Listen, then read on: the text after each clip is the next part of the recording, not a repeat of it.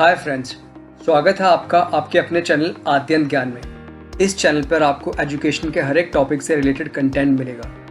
तो अगर आपने अभी तक हमारे चैनल को सब्सक्राइब नहीं किया तो प्लीज़ इसे सब्सक्राइब कीजिए और नीचे दिए गए बेल आइकन पर जाके क्लिक करें ताकि आपको हमारे वीडियोज़ की नोटिफिकेशन टाइम पे मिलते रहे। हाय फ्रेंड्स, आज हम बात करने वाले हैं रशियन ऑयल स्पिल के बारे में। रशिया में स्टेट ऑफ इमरजेंसी डिक्लेयर कर दी गई है। ये जो ऑयल स्पिल है इतना बड़ा है कि ग्रीन पीस ने इसे डिक्लेयर कर दिया है आर्टिक के आसपास सबसे बड़ा अब तक का इंडस्ट्रियल डिजास्टर। तो ये कैसे 29 मई को एक फ्यूल स्टोरेज टैंक जिसमें कि डीजल था जो रखा गया था नॉरिल्स्क तैमर एनर्जी के थर्मल पावर प्लांट नंबर 3 में, जिसकी ओनर कंपनी है नॉर निकल, ये कोलैप्स कर गया। ये हुआ है इंडस्ट्रियल सिटी ऑफ नॉरिल्स्क और ये जो कोलैप्स करके जो डीजल गया वो गया साइबेरियन टुंड्रा में। और इससे जो लोकल रिवर्स थी और एडजेसेंट लैंड थी वहाँ पे लगभग 21,000 टन का डीजल जो था वो लीक हो गया। 15,000 टन का जो डीजल था वो वाटर बॉडीज में चला गया अंबारने और डालकेडन रिवर में। जो डालकेडन रिवर है ये अंबारने रिवर की एक ट्रिब्यूटरी है और 6,000 टन जो डीजल था वो सराउंडिंग लैंड पे फैल गया। जो मोस्ट ऑफ द जो डीजल था वो अंबारने रिवर में गया, जिसके कारण जो अंबारने रिवर थी वो पूरी की पूरी रेड हो गई और काफ़ी लोगों को लगा कि रिवर में ब्लड बह रहा है। और आपने अगर इंटरनेशनल न्यूज़ को फॉलो करते हैं तो आपने न्यूज़ में देखा भी होगा कि पूरी जो रिवर थी अंबारनिया बिल्कुल रेड होकर बह रही थी। बट इसमें जो सबसे बड़ा एक जो स्ट्रेंज चीज़ थी वो ये कि कंपनी ने इस न्यूज़ को छुपा के रखा और 2 दिन तक कंपनी की तरफ से कोई भी ऑफिशियल कंफर्मेशन नहीं थी। इवन रशियन गवर्नमेंट को भी ये नहीं बताया गया, जो रशिया की फेडरल गवर्नमेंट थी उन्हें ये नहीं बताया गया कि ऐसा कुछ हुआ है। तो जैसे कि आप देख पा रहे हैं ये है थर्मल पावर प्लांट TPP3 जो कि नॉर निकल कंपनी के ओन्ड है। यहाँ से ये लीकेज हुई है और देखिए जो वाटरवेज हैं ये जाते हैं लेक पायासीनो में। अब आपको बता दें कि अंबारनिया रिवर है वो है लेक पायासीनो की एक ट्रिब्यूटरी। तो ये जा रहा है जो पानी जिसको आप रेड पानी जो देख पा रहे हैं ये जा रहा है लेक पायासीनो में और लेक पायासीनो ट्रिब्यूटरी है आर्टिक ओशन की। तो आप खुद सोच सकते हैं ये सारा का सारा डीजल आर्टिक ओशन की तरफ बढ़ रहा है। तो डीजल जो है उसे यूज़ किया जाता है as a backup fuel for Norilsk Taimyr energy के जो coal fired combined heat and power plant.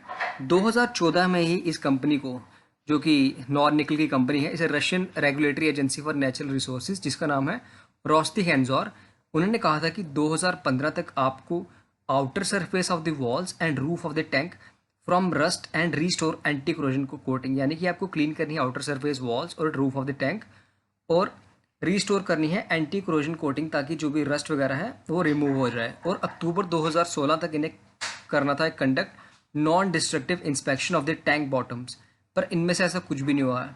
Despite multiple request जो नॉर्सिक तैमेर एनर्जी थी इन्होंने कोई भी स्टेप नहीं लिया और टैंक 5 जो था जहाँ पे डीजल स्टोर किया गया था वो फेल कर गया और 21,000 टन जो डीजल था वो लीक हो गया। जैसे कि आप इस मैप में देख पा रहे हैं ये आपको आर्टिक ओशन दिख रहा है और रशिया, और जहाँ पे साइट ऑफ स्पिल जगह बनाया गया है वहाँ से देखिए कि आर्टिक ओशन कितना पास है और कितना लॉस होगा इससे पूरे के पूरे एनवायरनमेंट को, मरीन लाइफ को। इसका कॉज क्या है? नॉर निकल ने क्लेम किया कि टैंक 5 फेल हुआ जब जो परमाफ्रॉस्ट जिसके ऊपर कि ये बना हुआ था वो सॉफ्ट होना स्टार्ट हो गया। और कंपनी का ये कहना है कि 30 साल तक ये जो स्ट्रक्चर था यानी कि जो डीजल टैंक था वो 30 साल तक उस परमाफ्रॉस्ट के ऊपर था और 30 साल तक परमाफ्रॉस्ट बिल्कुल स्टेबल रहा, उसने कुछ भी नुकसान नहीं होने दिया। पर सडनली जब वो सॉफ्ट होना स्टार्ट हुआ इसी के कारण ये कोलैप्स कर गया। हालांकि जो बाद में जो फाइंडिंग्स हुई है उससे ये पता चला है कि जो फ्यूल स्टोरेज टैंक जो फेल हुआ था वो हुआ था जो टैंक के बॉटम में होल्स हो गए थे। और टैंक के बॉटम में होल क्यों हुए? जब टैंक कोलैप्स हुआ तो टैंक टूट इसलिए गया बॉटम उसका क्योंकि उसके ऊपर कोरोजन हो चुकी थी, यानी कि जंग लग चुका था। अब जैसा कि इन्हें पहले ही बोला गया था कि आप उनकी एंटी रस्टिंग कोटिंग करें, अगर ये सब उन्होंने किया होता तो प्रॉबेबली ये इंसिडेंट ना होता, अगर होता भी तो इतने मेजर स्केल पर नहीं होता। तो जैसे कि आप देख पा रहे हैं दोबारा ये जो हमने इमेज ली है गूगल अर्थ से, ये है site of the oil spill, ये नॉरिल्स्क जो टाउन है, ये लेक पायासीनो है टॉप पे। तो परमाफ्रॉस्ट क्या होता है ये देखिए, ये आपके यूपीएससी के पर्सपेक्टिव से काफ़ी इंपॉर्टेंट टॉपिक है, थोड़ा ध्यान दीजिएगा। परमाफ्रॉस्ट एक ऐसा ग्राउंड है जो कॉन्टिन्यूसली फ्रोजन रहता है 2 या उससे ज़्यादा सालों के लिए और ये लोकेट होता है लैंड पे या अंडर द ओशन भी हो सकता है।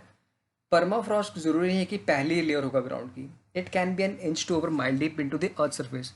कुछ बहुत ही कॉमन परमाफ्रॉस्ट लोकेशन जो है वो लोकेटेड है नॉर्दर्न हेमिस्फीयर में। ऑलमोस्ट एक क्वार्टर जो है नॉर्दर्न हेमिस्फीयर का वो अंडरलेन है परमाफ्रॉस्ट है, इंक्लूडिंग 85% जो अलास्का है वो परमाफ्रॉस्ट है, ग्रीनलैंड, कनाडा और साइबेरिया। और साइबेरिया में ही ये इंसिडेंट हुआ है, नॉरिल्स्क में। तो it can be located in the southern hemisphere just on the mountain tops.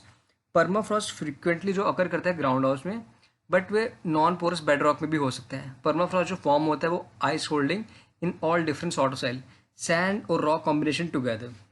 तो ये जो इमेज है ये आपको दिख रही है, ये परमाफ्रॉस्ट की इमेज है।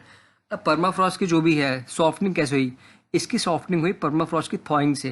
तो जैसे कि अगर आपने फ्रोजन फूड में भी देखा होगा, उसको आप डायरेक्ट हीट नहीं करते, पहले थॉ करते हैं। थॉ मतलब कि वो जमा होता है, उसे सॉफ्ट करना पड़ता है। परमाफ्रॉस्ट की थॉइंग हो रही है ग्लोबल वार्मिंग के कारण, यानी कि परमाफ्रॉस्ट सॉफ्ट हो रहा है और परमाफ्रॉस्ट के ऊपर जो भी स्ट्रक्चर बना होगा, जो भी चीज़ आपकी बनी हुई होगी, आपकी बिल्डिंग होगी, जो भी चीज़ होगी, आप खुद सोच के देखिए, अगर नीचे ज़मीन ही सॉफ्ट हो गई तो ज़मीन नीचे से अगर निकल जाएगी तो बिल्डिंग तो ऑब्वियसली कलेप्स करेगी। तो ये जो स्प्रेड हुआ है, 21,000 टन का जो डीजल था वो स्पिल हो गया ग्राउंड और लोकल रिवर्स में। और एक इमीडिएट जो एरिया था वो इफेक्टेड हुआ था 44 एकड़ का, और नियर बाय डैलकेडन रिवर जो कि अंबारिया रिवर की ट्रिब्यूटरी है, और कंटेमिनेट किया एक एरिया 350 स्क्वायर किलोमीटर का। और जो लीकिंग डीजल जो था वो फैल गया 7 माइल तक एक्सीडेंट साइट से, यानी कि जहाँ पे जो टैंक कोलैप्स हुआ वहाँ से 7 मील दूर तक जो डीजल था वो फैल गया था। आप खुद सोच के देखिए कितना दूर तक होगा कि यहाँ पे मतलब डीजल टैंक कोलैप्स हुआ और 7 मील दूर तक डीजल ही डीजल सड़क पे हो गया। और अंबारनिया की जो रिवर थी वो भी रेड हो गई, पूरे सड़कों पे डीजल फैल गया, रोड पे डीजल, और एक कार को भी इस कारण आग लग गई। तो ये देखिए एक और इमेज जो हमने ली है गूगल अर्थ से, ये अंबारनिया रिवर आपको सामने दिख रही होगी, बिल्कुल रेड हो चुकी है। ये 31 मई की इमेज है। तो इसका आफ्टरमैथ, रशिया के जो प्रेसिडेंट है व्लादिमीर पुतिन, उन्होंने इंट्रोड्यूस कर दी है एक स्टेट ऑफ इमरजेंसी, क्योंकि जो मिनिस्ट्री ऑफ इमरजेंसी सिचुएशंस है येवगेनी जिनिचेव, उन्होंने इसे सजेस्ट किया था। ग्रीन पीस ने ऑलरेडी कह दिया है कि ये जो स्पिल है ये पहला एक्सीडेंट है इतने बड़े स्केल का आर्टिक में। और ऑर्गेनाइजेशन ये बिलीव करती है कि जो वाटर बॉडीज़ को डैमेज हुई है डीजल स्पिल से, ये $85 मिलियन से भी ज़्यादा इसकी हो सकती है कॉस्ट। और जो पावर प्लांट था जो भी जहाँ पे डीजल का टैंक कोलैप्स हुआ है, उनकी जो बॉयलर टरबाइन के जो हेड हैं उनको प्री ट्रायल डिटेंशन में अभी तक रखा गया है। उनको चार्ज किया गया विद वायलेटिंग एनवायरमेंटल रेगुलेशंस और नेग्लिजियंस के साथ। अब क्लीन अप एफर्ट्स भी साथ साथ में स्टार्ट हो गए, क्योंकि 2 दिन तक कंपनी ने खुद से ट्राई करा क्लीन अप करने का। जब बाद में गवर्नमेंट को पता चला और रशिया के जो फेडरल गवर्नमेंट को पता चला, तो प्रेसिडेंट को वो भी काफ़ी ज़्यादा नाखुश हुए इस चीज़ से, और उन्होंने स्ट्रिक्टली और काफ़ी कड़े शब्दों में कहा कि हमें अब सोशल मीडिया से पता चलेगा कि हमारी रशिया में ऐसे कुछ चीज़ें हो रहे हैं। तो क्लीन अप जो एफर्ट्स हैं वो एंटिसिपेट किए जा रहे हैं, काफ़ी मुश्किल होंगे क्योंकि रोड नहीं है, रिवर्स भी काफ़ी ज़्यादा शैलो हैं कि बोट्स और बार्जेस वहाँ पे नहीं जा सकती, क्योंकि पोल्यूशन के कारण रिवर्स इतनी ज़्यादा, मतलब आप शैलो समझ लीजिए कि इतनी ज़्यादा शैलो हो चुकी है, वहाँ पे बोट्स और बार्जेस जा ही नहीं सकती। इसीलिए एक इमीडिएट जो था रिकवरी और रिलीफ नहीं वहाँ पे चला सकता, क्लीन अप भी नहीं हो पाया। एक एस्टिमेटेड है कि जो रिलीफ जो ऑपरेशंस होंगी और इमीडिएटली उनकी कॉस्ट होगी लगभग 10 बिलियन रूबल्स, यानी कि $146 मिलियन। और टोटल जो क्लीन अप कॉस्ट होगी वो होगी लगभग 100 बिलियन रूबल्स, यानी कि US $1.5 बिलियन के बराबर, और जिसमें 5 से 10 साल लग जाएंगे। ये रशिया के लिए एक बहुत बड़ा झटका है उनकी इकॉनमी के लिए। इवन तो जो नॉरिल्स्क निकल है, जो कि कंपनी जहाँ पे जिस कंपनी के थर्मल पावर प्लांट में इंसिडेंट हुआ है, वो अग्री करेगी कि सारी कॉस्ट पे करेगी, बट फिर भी रशिया की इमेज को काफ़ी ज़्यादा धक्का लगा है इस चीज़ से। रशियन मीडिया के अनुसार लिक्विडेशन टीम ने ऑलरेडी क्लीन कर लिया है 53,000 cubic feet of soil at the site of diesel spill, और 201 टन फ्यूल उन्होंने लैंड से कलेक्ट किया है, और 130 टन अंबारनिया रिवर से कलेक्ट कर चुके हैं। तो आप खुद सोच के देखिए, लैंड पे था 6,000 टन, वहाँ से वो 201 टन निकाल चुके हैं, और रिवर में था 15,000 टन और वहाँ से 130 टन अभी तक निकला है। तो इस इमेज में आपको साफ दिख रहा होगा। यहाँ पे देखिए जो लेफ्ट साइड पे इमेज है, यहाँ पे ये जो लगा हुई है येलोइश कलर में, ये बूम लगाए हुए हैं। और आपको बता दें बूम क्या होता है। बूम एक फ्लोटिंग बैरियर टाइप के होते हैं जो कि डीजल वगैरह स्पिल, ऑयल स्पिल को रोकने के लिए बनाए गए थे, और इसीलिए स्पेशली ये कंटेन कर लेते हैं कि पानी इनमें से निकल जाता है, बाकी ऑयल वगैरह ये कंटेन कर लेते हैं। तो इसी चीज़ को देखते हुए ये देखिए आप देख रहे हैं कि यहाँ पे डीजल को रोक रहे हैं, और राइट साइड पे आपको दिख रहा होगा जो लैंड से इन लोगों ने डीजल को इकट्ठा किया हुआ है। अब आपको थोड़ा ओवरव्यू दे देते हैं नॉर निकल के बारे में। नॉर निकल दुनिया के एक लीडिंग प्रोड्यूसर है निकल और पैलेडियम की। पैलेडियम एक रेयर मेटल है जो कि यूज़ किया जाता है टू मेक कैटालिटिक कन्वर्टर्स। आपको पता होगा कि कैटालिटिक कन्वर्टर्स यूज़ किए जाते हैं एग्जॉस्ट सिस्टम्स में ताकि एमिशन कंट्रोल किया जा सके। नॉरिल्स्क निकल जो है रशिया की एक मोस्ट पोल्यूटिंग कंपनीज में आती है, one of the most polluting companies में, और अप्रॉक्सीमेटली रिलीज करते हैं हर साल 1.67 million tons of harmful sulphur dioxide into the air. ये 2018 की एक फिगर है। इसके कारण वहाँ पे एसिड रेन्स और स्मॉग की बहुत ज़्यादा फॉर्मेशन होती है नॉरिल्स्क जो इलाका है वहाँ पे। तभी नॉरिल्स्क को one of the most polluted towns भी कहते हैं रशिया में। कंपनी के की ओनर्स हैं व्लादिमीर पोतानिन, जो कि लिस्ट किए जाते हैं richest man in Russia with A Fortune of $25 billion. और इनकी जो अभी इस इंसिडेंट के कारण इनकी $1.5 बिलियन की फॉर्च्यून लॉस्ट हो गई है। अब आगे फ्यूचर क्या है इस इंसिडेंट के बाद? तो जो एनवायरमेंटलिस्ट है उनका कहना है कि जो स्पिल है वो वर्स्ट एक्सीडेंट है आर्टिक रीजन में। और एलेक्साई किंजेव जो एक एक्सपर्ट है वर्ल्ड वाइल्ड लाइफ फंड के, उन्होंने कहा है कि एक्सीडेंट जो है सेकंड लार्जेस्ट है मॉडर्न रशियन हिस्ट्री का in terms of volume. Russia जो है, अब आपको थोड़ा सा और आपको वो भी देते हैं, रशिया जो है 2.5 टाइम्स जल्दी गर्म हो रही है वर्ल्ड एवरेज से। 65% जो रशिया है वो कवर है परमाफ्रॉस्ट से। तो जैसे कि हमने आपको पहले बताया, परमाफ्रॉस्ट के ऊपर ही आपके सारे स्ट्रक्चर्स बने हुए हैं।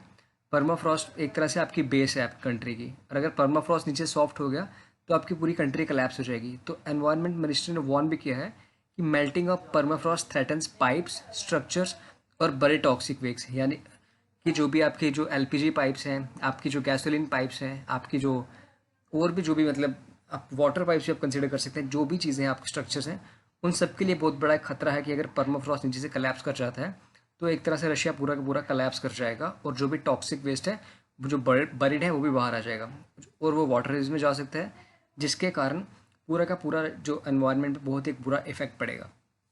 इसलिए एक बहुत ही ज़्यादा इंपॉर्टेंट हो जाता है कि रशिया जो है अपने क्लाइमेट एक्शन टारगेट्स को मीट करे। और 2019 में ही सितंबर नेशन ने एक रेटिफाई कर दिया था रशिया ने कि पेरिस एग्रीमेंट को।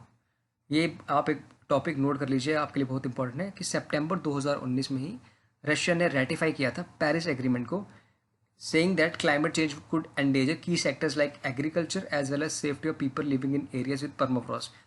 यानी कि रशिया को ये चीज़ समझ आ गई कि परमाफ्रॉस्ट के कारण जो भी ग्लोबल वार्मिंग होगी, इसके कारण जो लोग जो रहते हैं परमाफ्रॉस्ट एरियाज में, उनकी लाइफ और उनकी सेफ्टी के लिए बहुत बड़ा खतरा हो सकता है ये। और एग्रीकल्चर पे बहुत बड़ा इफेक्ट पड़ेगा, क्योंकि जब आपके वाटरवेज ही पोल्यूट हो जाएंगे तो आप एग्रीकल्चर कहाँ से करेंगे। और इसलिए रशिया ने प्लेज किया है कि वो एमिशंस को रिड्यूस कर देंगे to 25 to 30% below 1990 levels by 2030। तो फ्रेंड्स, ये था आज का टॉपिक। अगर आपको हमारी ये वीडियो पसंद आए तो प्लीज़ इसे लाइक करें, इसे ज़्यादा से ज़्यादा शेयर करें। हमें कमेंट करके ज़रूर बताइए कि आपको हमारा कंटेंट कैसा लग रहा है, और अगर आप किसी स्पेसिफिक टॉपिक पे वीडियो बनाना चाहते हैं तो उस बारे में भी कमेंट करके बताइए। प्लीज़ हमारे चैनल को सब्सक्राइब करें।